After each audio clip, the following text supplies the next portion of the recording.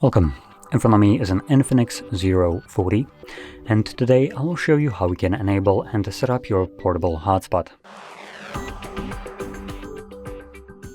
So to get started, you will want to swipe down from the top of the screen and swipe down right here.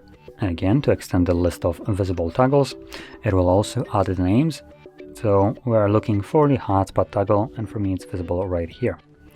Once you see it, first time around, I recommend holding it, as this will quickly take you to the settings.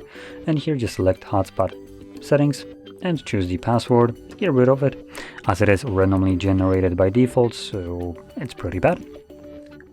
And here just set up whatever password you want to use. It will need to have at least 8 characters in length.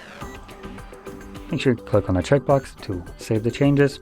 And now find the toggle once more and just simply tap on it to enable your hotspot.